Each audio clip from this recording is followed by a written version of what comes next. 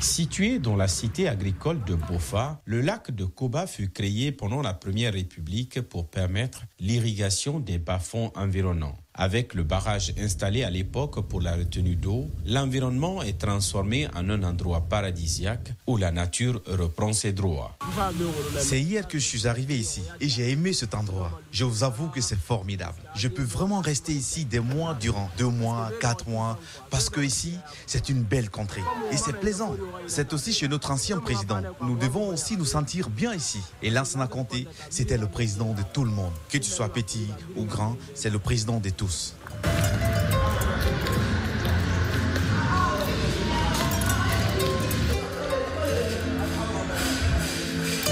Loin de la pollution de la capitale Conakry et des activités minières de la région de Boké, le lac de Koba bénéficie de l'attention de son gardien. Il s'appelle Salifou Touré, la soixantaine. Il consacre à ces lieux tout son temps, son attention, mais aussi ses maigres moyens. Sous son hangar avec sa famille, il jette un dernier regard sur les lieux et tient encore à nous montrer le danger qui guette l'ouvrage.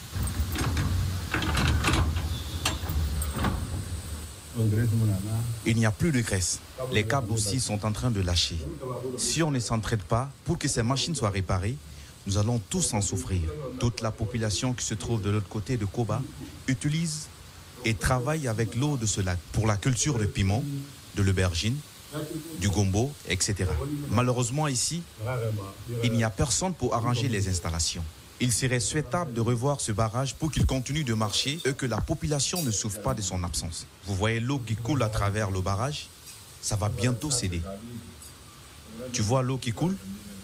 Regarde les tôles aussi. Il n'y a pas d'abri pour le barrage. C'est assez inquiétant.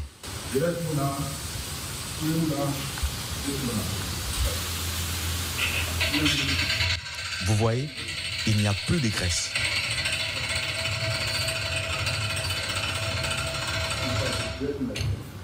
Le temps et le peu de moyens consacrés pour l'entretien du lac de Koba pourraient avoir raison de l'infrastructure et des lieux. Même la proximité du domaine de l'ancien président Lansana Conté et son mausolée n'attire pas suffisamment l'attention.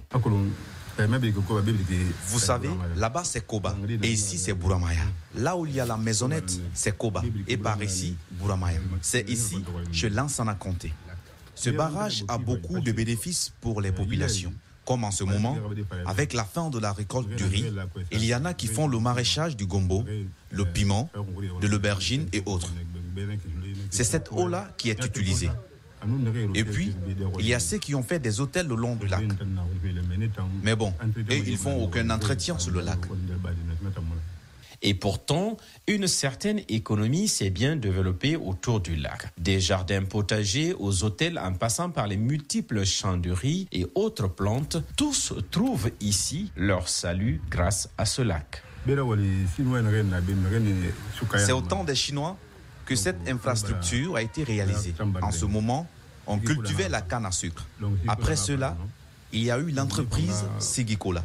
Depuis cette époque, jusqu'à nos jours, aucun travail n'a été entamé sur le lac pour sa soupe. Et c'est ainsi que l'endroit est abandonné. Aucun travail n'a été fait. J'en ai parlé d'ici au maire, mais il n'arrive pas à trouver une solution. Quand il vient parfois, il fait des travaux.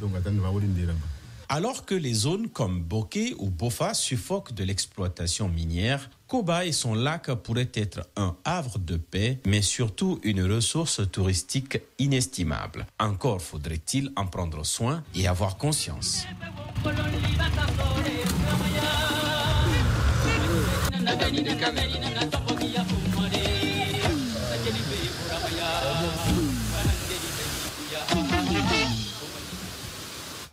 C'était un reportage à grand format signé Hassan Hilal Silla.